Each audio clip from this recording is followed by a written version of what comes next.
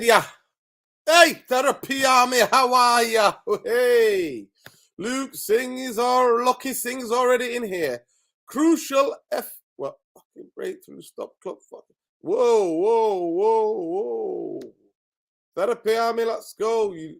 You ready, guys? You ready? We're ready, man. Carl Lewis, man. Big up to everybody. Please smash a like on the video as you come in, people. Smash that like as you come in. Smash it. Come on, let's be having ya. Come on. Lots of things to discuss tonight, people. And I'm going to challenge myself and see if we can do it in half an hour. 10, 10, 10. 10, 10, 10. 10, 10, 10. Listen, you don't need to. Man like Jarvis, you don't need to have any experience, man. You can just come on and have your say, man. Just come on, have your say, man. You're always making good comments. So come on, have your say. Come on, have your say, Mr. Cook. Jarvis Cook. There we go. Let's see if we can give you that. Hit that link, mate. Jump in, lad. Jump in. Jump on, pal. There we go, people. Lots of things to discuss tonight. Lots of things to discuss tonight, guys. Tonight. Let's be having you tonight. You know what I mean, Harry? You know what I mean, pal? Let's be having you, eh? Let's be having you. Bit of news that make you chuckle, people. Non-Man United related. According to Duncan Castles, Brighton won 100 million for Casado. Smoke that crack, man. Smoke that. Yo, when did these central midfielders start becoming 100 million plus? No chance. No chance. Therapy, hey! Mohammed says, let's go, let's get giddy. Is it about to get giddy, people? Is it about to get giddy, eh? Is it about to get giddy? Hey, let's be having you. Let's be having you, Therapy Army. Hey, obviously we're doing the Forrest Manchester United preview. Forrest Man United preview. Hey, we're having that. Nottingham, Forest. Not Forest. Nottingham Forest. Manchester United Mickey Mouse preview. Hey, we're having a bit of a Mickey Mouse, eh? We're having a bit of a Mickey Mouse. Can Ball Job FC, eh? Can they get to a Mickey Mouse final? That's the question, isn't it? That's the question. It is, yeah. So, yeah, Newcastle won. They're in the final. They've got one leg in the final already, Newcastle. The Geordies, they'll be waiting. Either Nottingham Forest or Man United, but they've got another leg to play. I don't know why these two-legged games, man. Tom, jump on, pal. Tom, jump on, Tom. Jump on, pal. Jump on. If you want to jump on, pal, that'll be great. Champion. Great, fantastic champion, man. How are we doing, people? How are we doing? So we've got that bit for you. So that coming up. I talked about it when we were playing a lot of the games in the Europa League, but nobody wants to have this conversation anymore, people. Nobody wants to have that conversation. I think is it going to be the hard way? Is Ten Hag going to learn the hard way? Is Ten Hag going to learn the hard way? Because I expect him to put out a full strength team tomorrow. And is there a danger of a player paired out? Schmeichel in Davos with the Glazers. Peter Schmeichel, the disgrace Manchester United. He was never a legend for me. Never. Always loved Van der Sar. Schmeichel was never a legend for me because he's too disgraceful of all the things that he's done. So he was never that for me. I say it simple and I say it.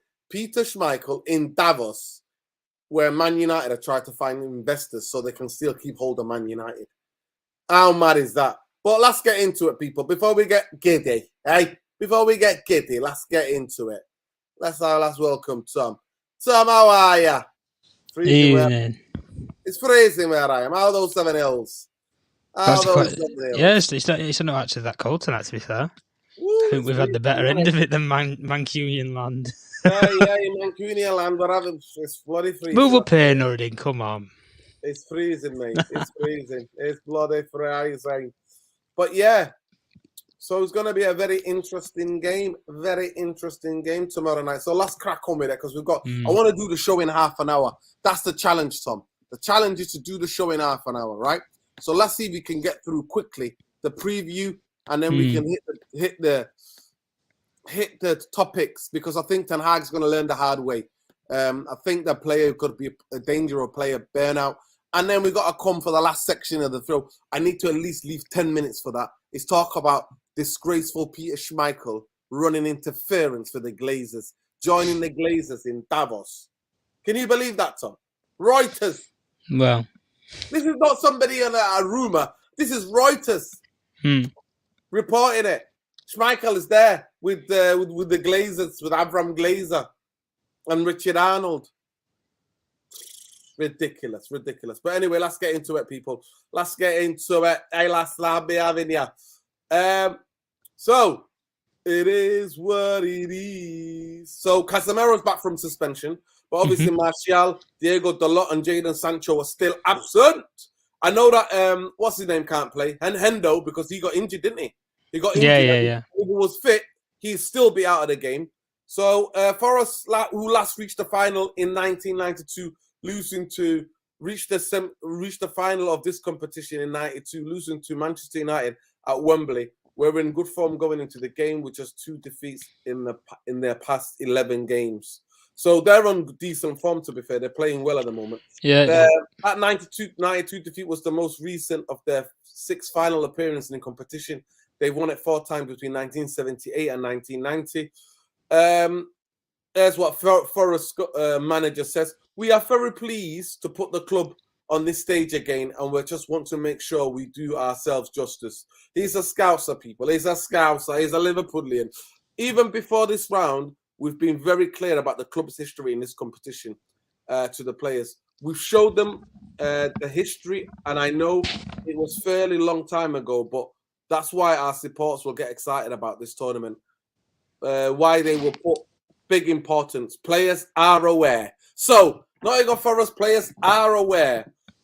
To me, the 2 danger men tomorrow is a guy called Gibbs White and a guy called Brennan Henderson. What's his name? Brennan Johnson. Brennan Johnson. They're the 2 danger people. Danger.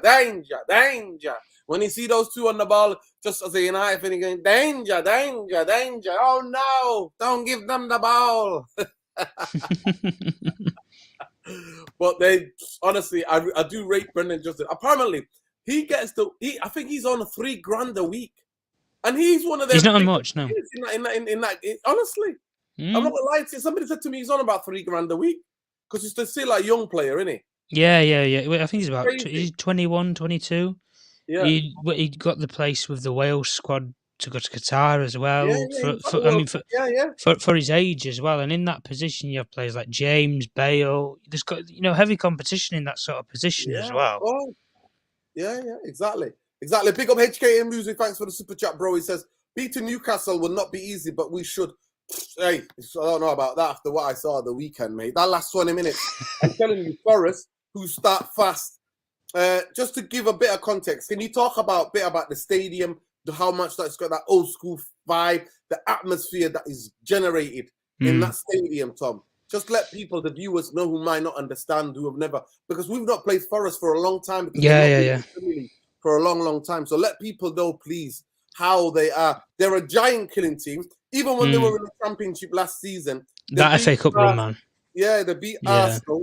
They beat top Premier League teams, top 4 teams. Liverpool just barely beat them. Liverpool beat them. Towards the end, yeah. I think it's going to be one of the toughest games of the season. I think it could be a really tough game of the season. I think some of their fans would love to get to a final because they've not been in the final for a long time. And the other side is that please just give an insight to the stadium, what it means to the people around there and the history of Forest. Go ahead. Yeah. Of course. I mean, I look at it from Yorkshireman's perspective, but they're passionate about the football clubs. Listen, everybody in their own city or whatever, they're always passionate, but Yorkshire fans, I don't know what it is. It's just the vibe, the sort of feeling that you get. It's like a connection with the club. You have your own house. You even have your missus, for example. you'd rather go to the footy than be with your missus or go shopping or whatever with your family. That's the sort of feeling that you get when you go to stadiums like the City Ground, for example, like Ellen Road, these kind of historical, I call them historical Yorkshire landmarks, because some of the greatest games have been played by these football clubs and some of the greatest managers have been, in history. And, Europe and stuff speaks for itself. The legacy of the stadium speaks for itself. But I think, especially with the players as well, I think they have an owner who cares, effectively. I think they've had an owner who cares. He's happy to invest in the team. Spending money on 90 to bring 19 squad players into a team in basically one window or two windows, effectively. I think that shows commitment, and it shows commitment that the fans are behind Steve Cooper. They had that drought at the start of the season where they were bottom of the table. They picked up a bit of form, gained some results, got over the line in a couple of games, albeit. But they've given teams problems. Liverpool, for example, this season, they gave them major problems and they ended up beating them, did they not? At the City Ground. So the atmosphere that you can get in that stadium, and the only thing I say about all these teams is, and especially teams at the bottom anyway, is if you're going away and you go a goal down, especially early on in the game, you're in trouble. Because if you don't have dictators that can dictate a play, take the sting out of a game, like a play like a Casemiro, like we could have used Casemiro at the weekend to try and take the sting out of the game at that last 20 minutes, if you don't have a player like that, you're going to be in trouble. Because these players, they're going to look at this effectively as, this is our chance. This is a major opportunity. We might not get this opportunity in our careers, ever. Morgan Gibbs-White's a brilliant young midfielder, for example. Potentially to get picked for England, Gareth Southgate. Put yourself on the stage. Play against the big teams. Go at people. He's going to be up against players like Casemiro, for example, in midfield. It's going to be a test for them. And like you said about the young kid, Brendan Johnson, I think, as an attacking output, I think he's brilliant. And I always say about it with wide players, directness. He has got the directness and the gravity that he moves with the ball. Some players, you just see it like the ball just sticks to the feet, doesn't it? And then they just glide and glide and glide. And they can blow past you. So listen, if you're going to play Luke Shaw on the right wing, left back, and you're coming up against this kid, I think, did he play in the Burnley game that we played in this fixture? And there was the kid there, wasn't there, at Burnley? And he absolutely ripped, I think it was Luke Shaw who played the game, and then we ended up bringing Malacia on, and he controlled the player because he could keep up with the width of him that he was going at. Mm-hmm. But he struggled with Saka. And the only thing in this game is, I'm going to say it effectively, is Forrest are not going to look at their opportunities and think, we're going to get in the box that many times. It's either going to be, they're going to rely on the set pieces to get them through and try and dictate us and bully us from the set piece plays that they're going to have, or they're going to be very direct and they're going to try and cut inside and take shots from outside the box. Morgan Gibbs-White, for example, people associate James Ward-Prowse where you give him a bit of space and he can bend the ball over players and stick it in the net for a free kick. The creative play in the Morgan Gibbs-White sort of role, effectively, if you give this player a yard of space, he will put a major shot into the top corner. Mm-hmm. There's always that one midfielder who they just have that ping on the ball and that strike in them. Ruben Neves at Wolves, for example, to give a comparison. You have those players who they just need the lift and that little bit of space, and they'll punish you.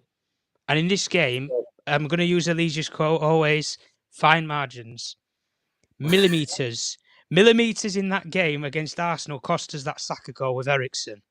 5 or 6 years ago, Eriksen would have probably blocked that shot. Arsenal probably wouldn't have scored. Fine margins and millimeters is what will define this game. So, from a Forest point of view, I'm looking at it and thinking the atmosphere, if they get that first goal, I think that then shit might hit the fan. But listen, I'll be honest with you and I'll be real. I would take a draw out of this game. I would set up there, my guy, and I'd take a draw and go back to Old Trafford. Honestly, there. Honestly, Tom, you should see how buoyant some of the United fans are in the comments. But big up, Say Miyasi saying, Nuruddin, you don't forget Newcastle have not won a cup for years. What makes you think you will definitely beat them in the final? Listen, we got they're a hard team to break down with McFred. If you play them, listen. Big up everybody, please. Big up our Claire. Big up our Claire. Big up, yeah. Staying in their house, he says. Big up our Claire. Big up Stevie as well. Stevie said, if I'm not mistaken, he says they've not conceded goal in 10 games in a row. Wow. Newcastle not cleared a goal for 10 games in a row. Only Bayern Munich have lost more games in all competition this season. So it shows you they're a form team. I mean, people used to laugh at me, innit? People used to laugh at me. Eddie Howe. Eddie Howe, mate. When I tell people about Eddie Howe, listen, at the beginning of the season, obviously they signed a lot of players. They already had so many players, and it was hard for them to integrate them into the system quickly. But I remember that he played I think he played wing back, so he played 3, then like 4. Yeah, like Trippier and Target, didn't they? Yeah, that's what he played, and the wing backs went high and wide. But so many teams destroyed them. I think only they've conceded similar goals as Bournemouth. They've shipping in goals. But recently, since before the World Cup, he's literally got to know his players, and you can see that they've been getting some reasonable games at home. Like they beat Liverpool 1-0. Obviously, they were lucky against because the keeper Henderson made some great saves. Yes. And everything went for them. But I'm telling you now, they are a brilliant team in terms of on the counter, on the transitions. Manchester United are not careful tomorrow. The pace they carry up the pitch and how quick and how direct they are from going from their own area into the 18th of the opposition is very, very quickly. So I'm just saying, people, you think that the crowd is an old school stadium? It's like a typical English British stadium where the crowd gets it. There's so much history, so many huge games. Like Tom said, they're two-time European Champions League winners, 2 times. So they're not thinking you're playing against a history and passion. And every one of those Nottingham Forest fans will be there tomorrow because we're like, if they were to beat United and carry a lead into Old Trafford, it's going to be massive. So I'm just saying to you, Man United cannot take this lightly. To me, I don't give a damn about this Mickey Mouse trophy, but I know a lot of you fans do. So that's why I'm doing the preview. But it's going to be a quick one. I think Eric Ten Hag's going to pick a strong team because he wants to get through to a final. And he might want to get this game done if he can, so that he rests players for the return. Go on, Nurudin. Go and choose your team quickly then. Go on. Who are you playing? Well, I think the team that he's playing or the team that I want to play? The team that he wants to play, and then you can put your players in. Listen, Casemiro coming back for So basically the team at the weekend plus Casemiro for McTominay. Casemiro except for McTominay. Yeah. Okay. Yeah. What would you do then? Go on. If it's you then. What would I do? I would let Pellistri and these guys have a go and get Iqbal on the pitch. Let them have a go because you're gonna have to play them. They're gonna have to get used to this and get them some experience because we've got a return leg at Old Trafford. So do something what Forrest are not expecting. So obviously mix and match. I would bring back Maguire tomorrow. I would rest Varane because we need to look after Varane. We have to watch him because we don't want him going getting injured again. Martinez needs more games. Luke Shaw for me was disgraceful, so he won't play. You know what I mean? Maybe he needs to rest. Maybe he was that shattered. That's why he was cowardly running back into the area. So he'll have to take a seat. So Malacia will come in. And then Wan-Bissaka obviously plays because we've got no other right back. And then Casemiro midfield. Iqbal, I would go Iqbal other than Eriksen. And Bruno Fernandes obviously will play because Bruno Fernandes plays every game, people. It's a rule. And Man United is in his contract. He must play every game. Them bonuses, my guy. He's raked it in. Yeah, those of you who don't know, get to know. And then Rashford obviously is a match winner. He's going to play as well when he's fit. He plays. And then I would start Garnacho on the right tomorrow, on the right-hand side. And then Varkos will play. But quickly, give me your team. And then we need to move on to the next topic because that's how it is, people. But yeah, big up Yassi. Let me just get this. Same Yassi. Yeah, go on. Why did Villa and Everton never go for Eddie Howe? Why did those owners think Gerrard and Lampard would be good managers? They are the English Ollie. Same Yassi, look at that. Same Yassi, he's having it. He's having it. He's having it, Same Yassi. He's buoyant. To be fair though, I don't know if a lot of people know anyway, Everton's been put up for sale by Farhad Mashiri anyway. Wow, what's going on? He's put it up for 500 million he wants for the football team. And then but he's got the only problem is because they're constructing the new stadium at the dock, obviously, where they're building it, whoever's coming in has to pledge their investment to finishing off the stadium build itself. Otherwise, he can't legally sell the football club. So if somebody doesn't want to come in and actually purchase basically his land that he's bought from the council to then build on the stadium, he can't sell it because it's his viable asset and it comes with the football club. So somebody could come in, you could have Qatar come in, for example, say that they want to buy Everton, but if they don't want to invest in a new stadium, they can't buy it. So this is what I mean with Everton fans. They've just had the Dan Zuma deal as well, get hijacked final minute. Like, is that going good, is it? Yeah. Jarvis, can you hear us? And let's see if we can hear you. Can you hear us? Hello, Jarvis. Can you hear us? Hey, I'm trying to. We can hear you as well, my friend. You can hear me? Nice. Yeah, we can hear you. Hey, people. How are you doing? This is Jarvis. Jarvis Cocker, one of the legends of United Real Therapy. And tonight, I've sent him the thing to say, get on here, Jarvis, because we need your opinion live and direct, except for you being in the comments. So big up, Jarvis. Jarvis, we're proving the game. You remember the history of Nottingham Forest, what they mean in English football. We're talking about the stadium, how intense the atmosphere, because the old British ground is. And Tom was just telling me about Everton up being for a sale. It's like, if you got own a Premier League club, everybody's for sale then, isn't it? Yeah. Like everybody's getting sold. How are you, first of all? Are you in cold Norway? What's the temperature over there? Oh, you wouldn't know. It's like minus 10 degrees and snow. So it's freezing. It's freezing.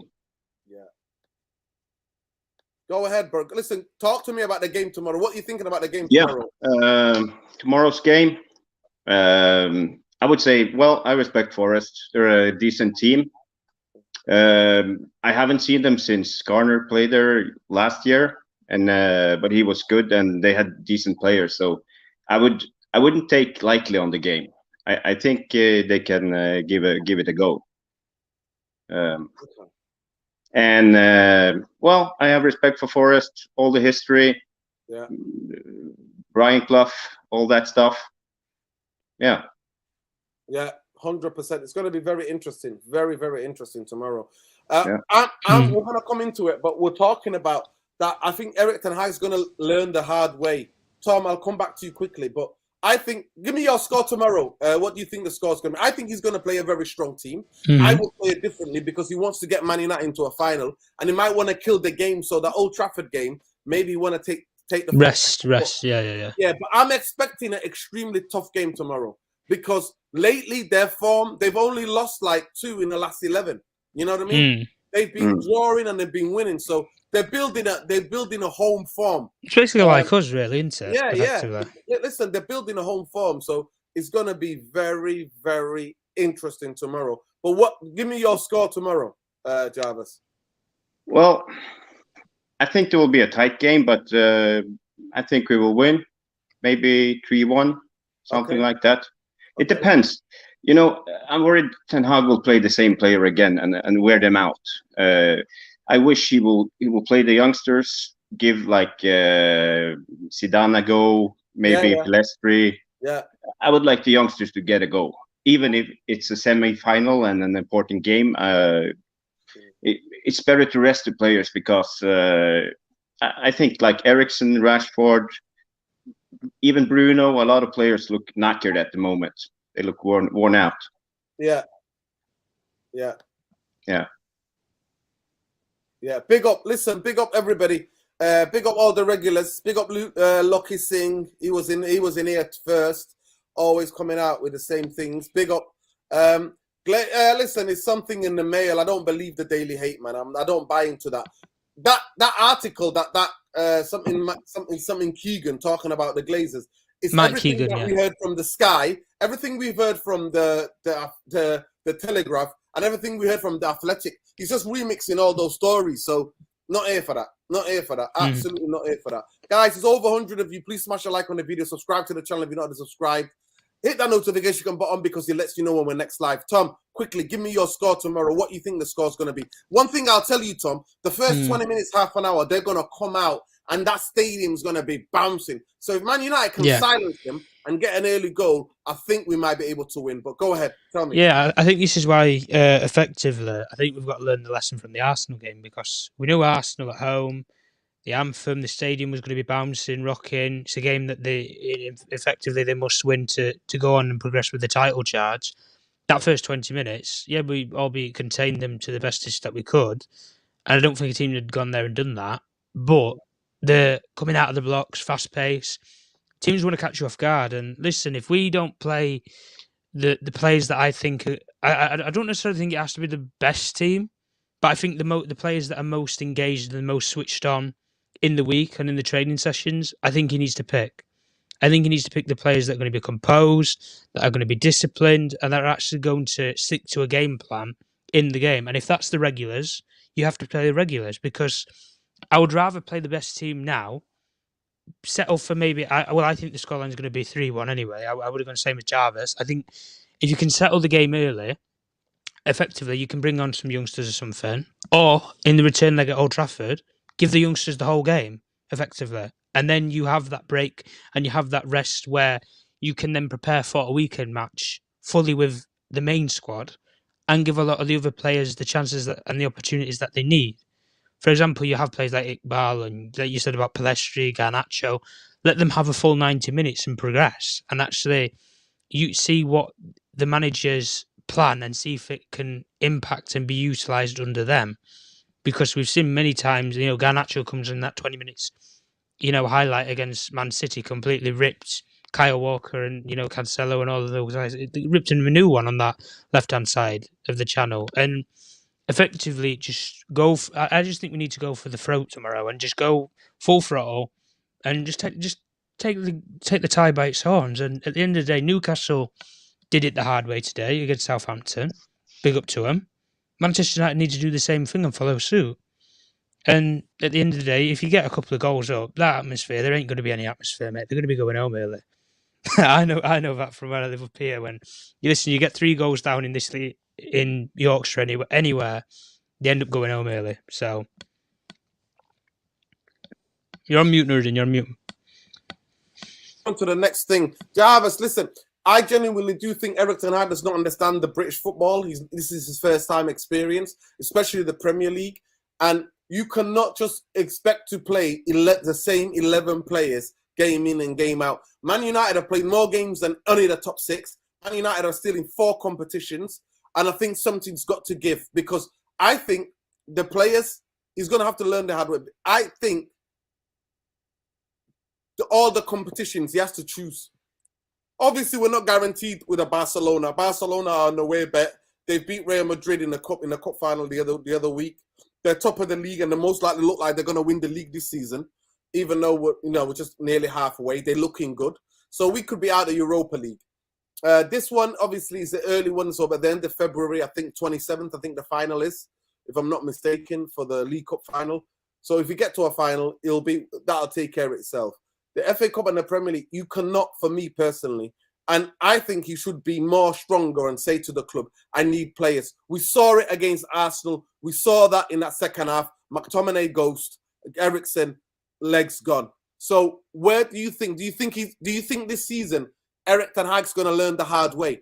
Do you think that? And then do you think that can also compromise how successful he is this season if he's not too careful?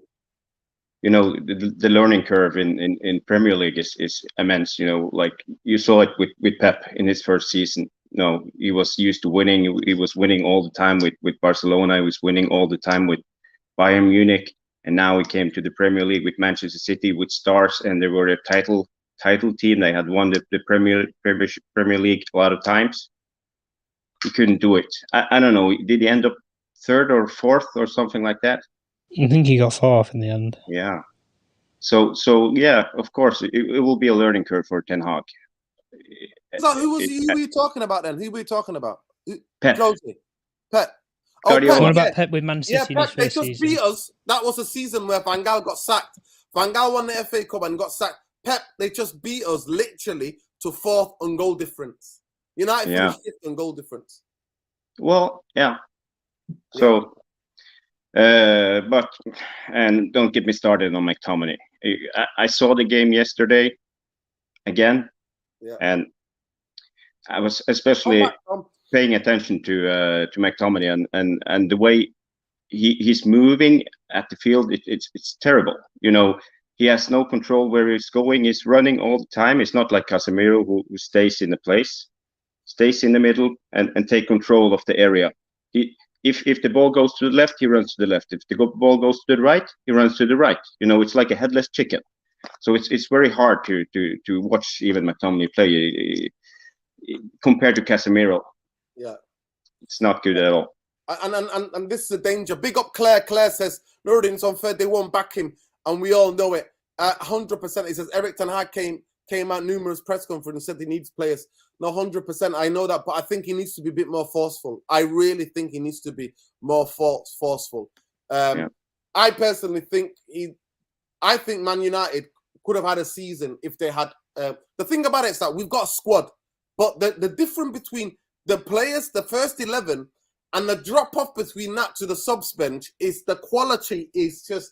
It is honestly, that's what I say. We have a squad, but we have the most unbalanced squad because we've got David Moyes, Van Gaal, Jose Mourinho, Ole Gunnar Solskjaer, mixed back of players. And this is the first time we've got a manager that can set us up with a plan. You can tell when you close your eyes, a Manchester United team, what we're going to do. We're going to be attacking mainly, especially from the goal kicks. We're going to be going Martinez, Shaw, Martinez, Malacia, Rashford, and attack this side, and Eriksen will come short, give it to Bruno in the last third, and then we switch the play to the right. So we have a system. So we almost attack from the goal is here, David De Gea, to the left-hand side. It goes into midfield, and then he goes out, and then we go in, and then go back to the left. We know if you close your eyes, you know how Man United attack. We've not been able to say that with other teams. We know that on the transition, we press in certain areas, like the Marcus Rashford goal that we scored the other day. So we understand tactically what this manager's doing. But what he doesn't have is almost like for like in terms of quality on the bench to bring on and to freshen up the team. He doesn't have that. And the Glazers are taking the biscuit. They're absolutely taking the biscuit. And I think that's why you have to prioritize. For me, the FA Cup means a lot more to me. I don't know about you guys. I don't know to you, Jarvis, but the FA Cup for me is the oldest and the greatest cup competition in the world. When I tell people that, people's mind blow. University teams from Manchester have a chance of playing in the FA Cup. The amateur, it goes down to the lowest amateur university teams, local clubs. It goes to that to be able to make your way in the FA Cup. It is by far the way it's organized. The FA Cup finishes in June or May, at the end of June or May, and then it kicks off 2 weeks later with the universities and so on. And then it takes almost, again, 12 months, again, 11 months for it to come to a final. So it's the greatest cup competition. It's the one that we grew up with and I'm passionate about. So for me, I'd already said about the Mickey Mouse Cup. Like, I'm not, Europa League for me is the Mickey Mouse Cup. Man United were never in Europa League. And the League Cup for me was where we will see kids. But I understand the fan base will not want a trophy for 5 years. So some in the fan base want that. Tomorrow for me, when I watch that game tomorrow, I'm not going to feel whether United got knocked out or not. I just don't. It's not inside me for me to feel like, oh, I don't. FA Cup game, I'm nervous. I bite my nails. I'm in the stadium. I'm screaming. I'm shouting. You know what I mean? Europa League games, I'm not asked. If Barcelona were to smash United, I'm not asked because I hate that competition. I can't stand it. Man United should never be in that. And we're only in it because of the Glazers. So, saying all this, Jarvis, do we, is he going to learn the hard way and we're going to end up on a successful season because he's burnt the players out and burnt himself out? Can you see that happening? Is there a danger? Is there a danger? Yeah, there's a big danger for that because we have been doing this, I would say, the last couple of seasons with Solskjaer. Solskjaer doing the same, like going to semifinals after semifinals after semifinals and stuff like that because our squad is not big enough. You know, it's 38 games plus I don't know how many cup games, but there are at least 50, 55 games on some of the players. So they can't keep it up. It's just the way it is. So we need more players, definitely. Yeah. And Georgie B saying, look, this is the majority of the fan base. Any trophy will do right now. So people just need to win a trophy. I understand that. I understand that sentiment 100%. Yeah, but I would be happy with the League Cup. Yeah. I'm not trying to minimize that. It's just that when I watch these games, I don't have this. The Champions League games, I'm nervous. The FA Cup games, I'm nervous. the Premier League games, I'm nervous. Like, I'm nervous all day before the match. I'm all like excited and I'm all like nerved. The game kicks off. I'm tense. Whether I'm in the stadium or watching it on television, I'm tense. In Europa League games, on League Cup games, I'm not. I'm genuinely not. Listen, we're going to move on, obviously, to the last section of this. Because the other thing that to add to that, it's like two aspects of the question. Do you think the players could burn out? And which players do you think I could burn out quickly? Jarvis. Well, what players, in your opinion, that you think that could be burnt out? The obvious one is Rashford. Yeah. Because he's on his form of his life. Yeah. I would say, I don't know if he can keep it up, because it feels like Ten Hag is going to play him game after game after game and never give him the rest he needs. Bruno, also the same, but Bruno never tells when it's enough. He just say, "Okay, boss, I'm on." So I'm not sure about those two. But we got to be careful with Casemiro. We got to be careful with Varane, because they both need rest. I'm not worried about Martinez. Even Dalot, he looks like he has the physicality to go on game after game after game. He did that before Christmas, before the World Cup. So yeah. Big up Sim says, imagine playing hide and seek with McTominay. You'll never find him. I think he's the best hide and seek guy in the world, I think he's the champion. Hide and seek FC. Here we go. Big up, Tom, wherever you are. Come back, man. Guys, smash a like on the video. Subscribe to the channel if you're not already subscribed. I think I agree with you. I think Casemiro, I think 100% Varane. We have to be super careful with him. I think, obviously, Marcus Rashford. These have been some of the key players this season for this team.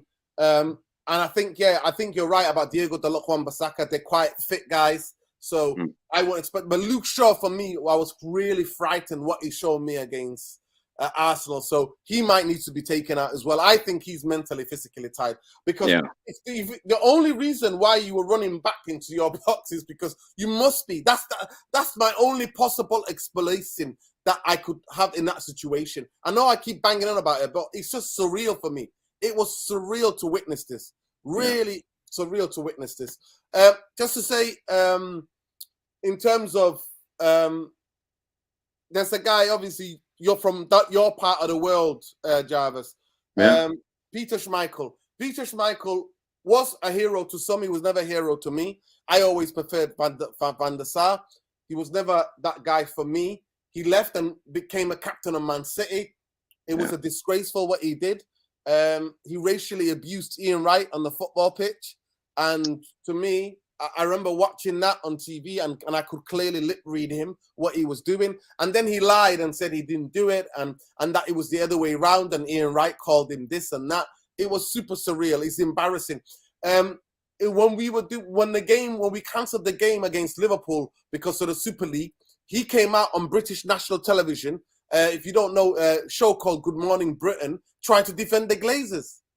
And then yes, Jarvis. So this week, he was in Davos. He got spotted in Davos with the Glazers where they took over this cafe on the main road. I don't know. You're in Scandinavia. Well, Switzerland is not that far, but I don't know if you've ever been to Davos. But he's in this place and he's there with Avram Glazer, with Richard Arnold, and they're all sitting there looking for investors. So he's there. He's basically running interference for the Glazers. The fan base, majority of the fan base know and don't like him. He understands that. He understands. Players like Gary Neville and that don't talk to him. They do not talk to him because of what he did. Do you know what I mean? So it's super surreal. It's absolutely abysmal to have so-called ex-legend in some people's eyes. He's never been a legend for me. But to have him now in literally cahoots with the Glazers, going out there trying to get investment in Davos. Davos, by the way, those of you who don't know, it's a Davos. It's a ski village in Switzerland where the billionaires, not the millionaire, the billionaire class in this world, the 1% billionaire class in this world, where they go. And people who go to there are mostly millionaires who want investment in their companies. and that's why he was there.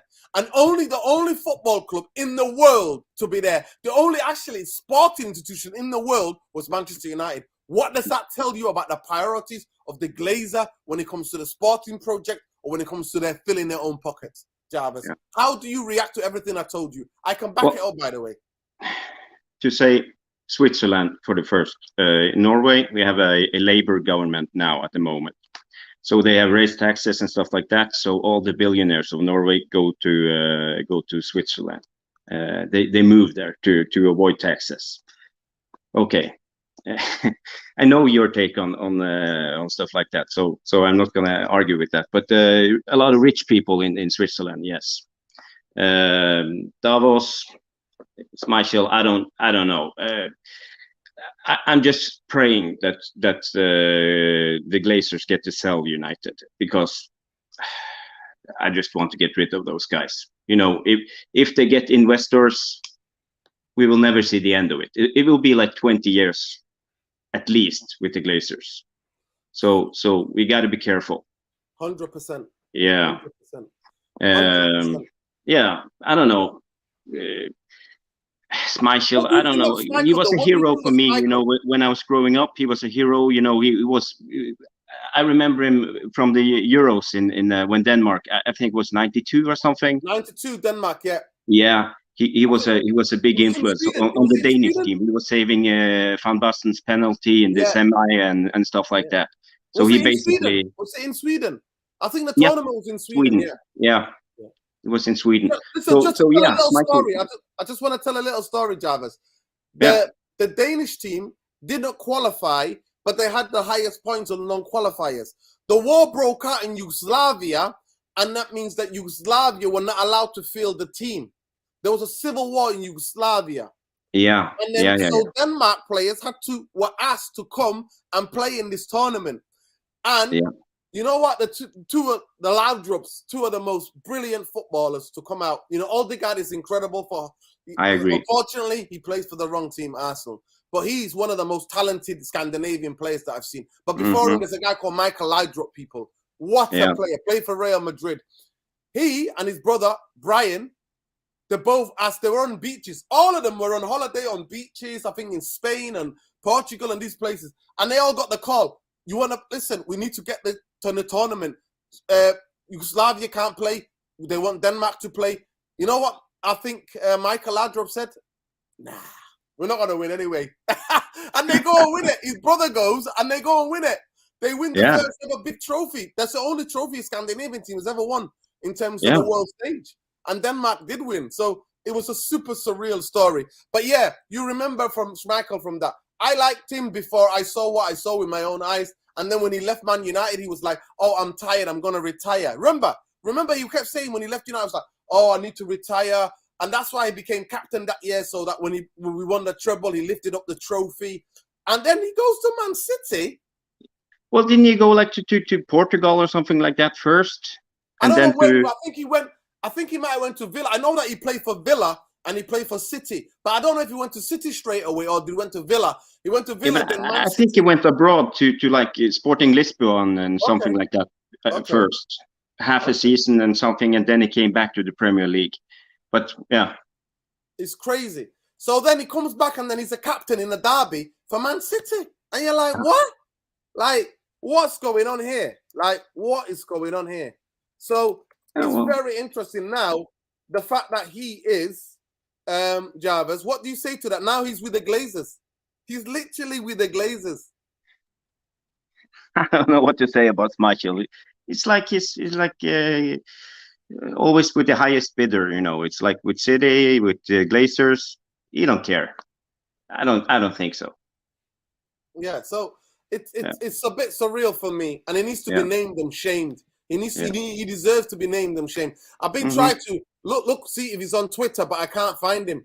If any of you can find him on Twitter, please let me know, because I want to just tag him in a message and go, Peter, what you doing? How can you claim to be a United legend when the people who've destroyed this football club took this club from going back to back league titles, going for every other year going to the semi-final or the final of the Champions League, and now you're in Davos with them, looking for investors so they can stay here for the next 20 years. Like it's crazy. It's absolutely crazy. Yeah. So Nuruddin, I have a question about Antony. Talk to me. Why? How do you judge? I'll ask you first. How do you think Antony has been this season? Well, it's been like right in the middle. I give him a 5 out of 10. So it's not good, but it's not too bad. It's in the middle. But the thing I was thinking about it the other day about Antony, and the thing is, when he used to play at Ajax, they were a very dominant team in the Aries division, and they were always like standing around the 20-yard line and passing the ball around. So when he was playing like that, he was like doing good. But now with United, I think Ten Hag need to be more pragmatic in a way, and we play more counter-attack. So I'm not sure if the pragmatic style of Ten Hag suits Antony at the moment. But when we get a better team and start dominating other teams, I think we will see the best of Antony. So what's your take on that? Listen, I agree with you. I think him he's 22 years old, if I'm not mistaken, coming to a new country, and to say the standards, the area division used to be a very good back in the day. Yeah. That's why you used to have Ajax and PSV and Feyenoord. Yeah, they had Romario with that PSV team. You remember him? Yeah. It used to be amazing. Listen, it used to be higher standard. Unfortunately, because now football's become about money, the area division is not. So aspect of it is the price. He was worth 55 million, not 80 million. That's the big thing. But he didn't ask to be bought by that. No. It's the incompetence of Man United board and the Man United director of football and the Man United and the Glazers as a whole. It's their fault. It's not Ten Hag's fault. It's not Antony's fault. It's on the Glazers, it's on Murta, and it's on Richard Arnold. That's who is on for that price. Because on the 15th of June, he's worth 55 million. And then towards the end, near September or July, he's 80-something million. It's ridiculous, absolutely ridiculous. So for me, it's going to take him time because of the standard. It's going to be very difficult. But I think he's had a good start so far. I think we've noticed in the last 3 to 4 games that in some of the things where in the critical moments, he keeps losing the ball or he's not doing the things what he needs to do. It takes sometimes footballers long time to get used to this division. He's going to have to work physically in the gym to strengthen up. He needs to work on speed. He needs to do sprints, challenges. He needs to me, he's in the best place to develop all of these different attributes. And I think maybe we'll see the best of him next season. And maybe even the way how to use the right foot, that can be coached because he's still young. He's still 22 years old. You know, we can see that. We've seen it in our lifetime, Jav. Me and you have seen it, that players can improve. Like, I look at Xhaka. Xhaka was not this guy now that playing for Arsenal. No way he wasn't this guy. He was a guy that used to just foul people. He was a guy that used to get a red card. And now that the manager's got this perfect system and every player in the Arsenal team, they is hiding their deficiencies and showing the best of these players. Yeah, it's not only Saka. It's Martinelli. It's Nketiah, even Ødegaard. Yeah, you see how good he is at the moment. He's like the best number 10 in the world at the moment. It's crazy, and he's Norwegian. Jarvis, would you say Ødegaard? I think Ødegaard looks special. He was a special kid from 15. That's why he went to Real Madrid. I think he's probably one of the most talented, gifted footballers ever Norway produced. Do you think I'm right or wrong? No. Yeah, you're right. You're right. He played in the Norwegian Premiership at 15. As you said. He was really good at a team called the Strømsgodset. They were like a mid to lower table team, but he came in and was really good at 15. So that was crazy.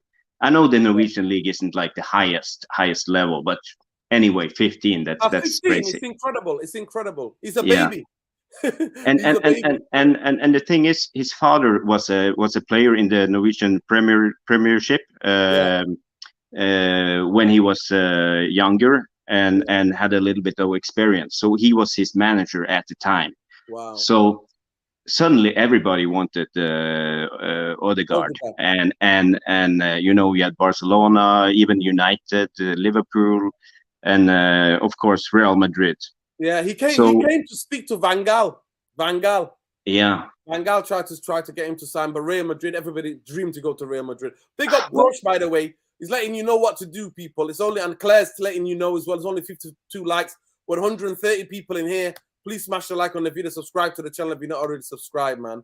Big up to every one of you, the regulars. Already listen to the. So this is what I'm saying. Listen, he says here, look. So this is what apparently the brother's telling us. That Woody says, Schmeichel was on 5 Live on Monday morning saying United board is supporting the manager. You see, it's not in just Davos. Is he the new Neil Ashton? Schmeichel has become the new Neil Ashton, running propaganda for the Glazers. 1 minute he's on the radio, next minute he's in Davos. It's crazy. It's absolutely crazy. Yeah, you're right, Jarvis. He said Sporting Lisbon, Villa, then Shitty. That's it. Yeah. Lottie and Wales said that. Big up, Lottie. Big up Woody as well. Woody said, Nuruddin, listen to the lives on 5 Live Sport on Monday morning. Oh, God. Honestly, I can't bring myself to this. Big up, he says, big up, Nuruddin. Big up to the community. Yeah, man. Big up, brother. Love and light always, man. Always. UFTV, man. Big up. Love and light, man. Big up, everybody. Jarvis, thank you for coming on. I really appreciated you. Appreciate it. Let the people know what part of Norway are you in. I'm from the northern parts. We have a team called Tromsø. That's in you ever heard about them? It's like almost Tromsø, 68, 69 degrees north. So it's dark here in the winter time. You haven't seen the sun in since I don't know October. November. God. Honestly, so Crazy. If you go outside, it's dark, the same darkness, day and night. Well, you have like an hour or two in the middle of the day that's like gray, and the rest is black. But now it's getting better. The sun is coming back in a couple of weeks. Jarvis, you need to go to Spain, man, just to get some sun, man. Wow. Where do you go to get sun? Where do you go in Europe to get sun? Spain, Portugal? Well, last summer I went to Italy, Napoli, and the other summer I went to France. So I tried to Silly. He went to man. Big up. Boxing Sages. Antony needs time to settle in the country, the team. People need to give him a break. Now, 100%. He's a young player. Eric Tenan knows what he can do, and I'm sure he will come good. Yeah. I'm not too worried. But I do think while he's struggling, he needs to try other players there. I think that's what he needs to do. People are way too impatient. The kid needs time. I look forward to Jaden coming back. In the meantime, I'm offering some competition. Well, it's going to be very interesting because our next game, people, is the FA Cup game this weekend, isn't it? So we're going to be playing Reading, if I'm not mistaken. Yeah, let me see if I'm not mistaken. Let me just have a look. I think it's Saturday we're playing Reading. Am I right or wrong? I could be wrong. Let me just have a look at Man United fixtures. Stay with me, people. Stay with me. Big up to every one of you. Please let me know how many likes we got on the video, man. Let's get 100 likes. We've got 130 people in here. Come on, people. Let's get 100 likes. Let's have a look.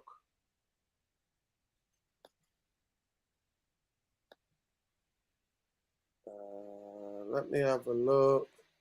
Go back to football 1 second. Table. Let me get to the table. Man United. Manchester United. Let's go to fixtures. Yeah. So, Saturday, 2 o'clock. 8 o'clock Saturday. 8 o'clock at night. Yeah. FA Cup 4th round. So we're playing tonight, and then next Wednesday we're playing. Tomorrow night we're playing Nottingham Forest, and then we're back in the Premier League again next week. Wednesday night against. Oh no! I'm getting a bit too giddy. There we go. Let me just start this again. Tomorrow night we're playing Nottingham Forest. Saturday 8 o'clock we're playing Reading at home at Old Trafford. 4th round of the FA Cup. Next Wednesday is the return leg, Manchester United, Nottingham Forest. And then on the Saturday, 3 o'clock, Crystal Palace. The Saturday, the 4th of February. That's what we're doing, people. That is how we roll. That is how we roll, people. And then we play Leeds 2 times. Yeah. So big up to every one of you, people. Smash a like on the video. Subscribe to the channel if you're not already subscribed. We're on the road to try to get, by the end of February, we want to get to, people, we want to try to get to 7,000. So let's go, people. Tell your nan, all you have to do, tell 2 friends to subscribe to the channel. Become part of the community. And look, you could be here like Jarvis talking, being part of the show. He's always part of the show, but invited him on tonight. And he's made a brilliant contribution, and we really appreciate you, Jarvis. Thank you. Coming on. Evening, guys. Antony needs replace needs time. He replaced Ajax, who was a fan favorite last season, his best season. He's young. Eric Ten Hag knows his capabilities, and he needs to adjust to the Premier League. Now, 100%. Big up. It's just me. See, what I love about the Therapy Army is that Therapy Army are not reactionary. Even though there's times we can be reactionary. All fans can be emotional and reactionary, 100%. But when we look at younger players, majority of you can see in his time things can happen. He's living it. What he needs to do for me is move out of Paul Pogba's house. He's moving to Paul Pogba's house. He needs to move and find his own place, a new house. And hopefully he'll have a better luck than Paul Pogba. But already tonight, we can see Leeds are linked with McKinney. I'm like, so already it started. When Leeds United are raiding Juventus players, what are Man United doing, Jarvis? What are Manchester United doing? Well, he's saving money for the Glazers to take dividends. That's the way it is. We know it. It's been like this for 12 years, 18 years or whatever. I'm not sure about that. Eric Ten Hag out of 10 has been blocked. Claire, my Eric Ten Hag out of 10 has been blocked on here, so I'm having to use this. I don't know who blocked you. Really apologize. Big up to you, brother. But you've got another channel, so hopefully good to see you. When it comes to our ex-players, it's the ones who weren't with us that long who kept it real, like RSV. Exactly. And this is the thing as well. So we were after. I've been talking about this guy for almost 6 months. I've been watching him. Gusto, who plays for Lyon, young right back. I've been watching him. And Chelsea, I tried to buy him, but like he's never going to be picked over James. You know what I mean, Reece James. So I don't know why they think that he has to realize that. But apparently they've gone for another bid. They've had one bid rejected, and Chelsea are just trying to buy the world. What they're doing, from me, Jarvis, is that they're trying to make sure that the players, because they understand that the financial fair play, UEFA financial fair play, is going to come in next season, where you can only spend the amount of money you generate. So what they try to do is they try to stifle the players that are out there, the pool of talent that's out there, so that none of the rivals can get hold of these players. But where are they going to play them all? How are they going to play out these players? Well, Chelsea have been doing this all the time. They have been even on the Ibrahimovic, yes.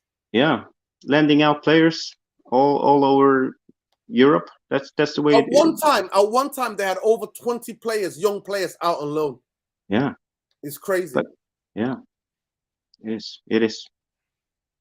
Yeah, it should be what it is, man. It is what it is. Big up to you guys. Big up to you guys. Listen, Jarvis, give me what you're thinking tomorrow. You thinking this season, and actually, just quickly, where you think Ten Hag is, and what has your expectations been? Did you think Man United would be where they are, or did you expect more, or did you think that he's doing an incredible job? Well, I would say that he started really bad with a couple of losses, and he was doing better after that, you know. But I'm not that interested in the result in a way. I'm watching more the style of play and how we are developing, you know. To see. Sorry, I'm laughing at this. I'm laughing at this here. He's talking about Saeed, and he says breaking news: Saeed survives. He's playing on FIFA on his channel, so FIFA career mode. Says breaking news: Saeed survives as a Manchester United manager, even though he conceded 145 goals in the league. Oh my God! Go ahead, Jarvis. Talked about Ten Hag. Sorry. Ten Hag is doing brilliant, you know. But you know, he needs backing. That's the way it is. He needs more players in, but it will take time. I will give him like at least 2.5 seasons before I judge him. He needs. You saw it in Arteta. He needed 3 years with these players, and now they are. I don't know this Arsenal team. What do you think about the Arsenal team? They are really good. It's incredible what they're doing. Nobody in their right mind, nobody on this planet would have told you that this is what they think they're going to be doing. They're going to be that much points. They're going to be playing that type of football with this. Yeah. So it's incredible. But apparently they're after a couple of more signings as well. So they're not stopping yet. They're backing Arteta because they're realizing that the position where he's in, they bought in a centre half, they bought in Trossard, and now apparently they're going to get a couple of more players as well before the window closes. Mm-hmm. But will Man United do this with Richard Arnold, the Glazers, and John Murta do this? No. They go hiding. Twiddling their bloody thumbs. Dust my head in. Listen, you've been wonderful, people. You've been wonderful. Listen, Jarvis, let the people know. That's your Twitter handle, isn't it? If I'm not mistaken, yeah. Yeah. So I'm gonna just add at. So people, Jarvis is always on it. So make sure you give him a follow on Twitter, Jarvis Cocker. And then you always find him on this channel as well, United Real Therapy. Now that he knows how it works, now that he knows, he's popped his cherry. He knows how he works now. We will have you on definitely more times if you are available, if you're free, of course. And if you would like to come on, it'll always be a pleasure. You're one of the people part of the community. And Claire, we need to know as well when you're making your debut. When are you making your debut? The Therapy Army, please get onto Claire and let her know we need her to make her debut, because we need more women, to be fair. We believe in equality, people. We believe in equality. And Claire is a diehard Manchester United fan. So we need her on this channel. Claire Alien Tenor called Ericsson walking hacked. I said it was insensitive. The next thing, I was blocked. I'm blocked. Oh, okay. Alien Tenor is a bit, obviously, we were all disappointed. Eric Ten Hag out. We were all disappointed, obviously, because after the loss of Arsenal and things like that can happen sometimes. But Alien Tenno, I guarantee you, is a beautiful human being. He's just as passionate and he's angry as anybody after losing to Arsenal. So it's just a passion ran over. I don't think he meant by any malice. So big up to you, Eric Ten Hag, out of 10. Big up. Jarvis, thank you so much. Really appreciate you. Enjoy the rest of your evening. What time is it over there now? Well, it's like same. No, well, it's 1 hour more. So it's nearly 1 o'clock. I'm keeping you up. You see, I'm keeping you up. Yeah, it's okay. Well, to be fair, you've only got one hour of daylight. Yeah. So you could just, it's not like it's sunshine outside. No, I'm not missing anything. Waking up. I'll ask you one question. So in the summertime, is it the reverse? Is it only 1 hour of darkness? Yeah. It's sun all night long, midnight sun. It's incredible, but it's even worse because you don't never get tired. So it's the same thing. And in the wintertime you're tired all the time. So we're like zombies in reverse at the summertime. So like, companies and the Norwegian authority, do they understand that mentality? Do they want people to work flexible hours? Do they try to help people? Or are they just like, you have to get up and work regardless? Well, I don't know. I have my own business, so I work when I want. That's hey! He works when he wants. He works when he wants. That Jarvis Cocker, he works when he wants. Give him a round of applause, people. Hey, Jarvis Cocker works when he wants, mate. None of that. He'll be up anytime. Big up Jarvis, man. Big up to everyone. Big up. Please smash a like on the video. Subscribe to the channel if you're not already subscribed.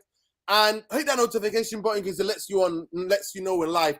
Please, those of you who are going to watch this video later, maybe tomorrow before the game, please let me know in the comments.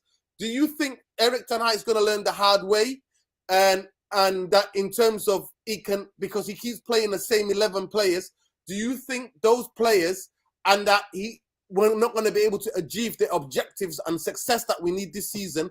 And do you also think, give me the 3 or 4 players you think are going to go burnout this season if we keep playing them game in, game out?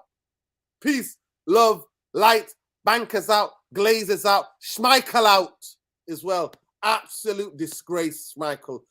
Disgraceful. Big up to every one of you. Love and light. Peace. Take care, people. Stay where you are, Jarvis. Stay where you are.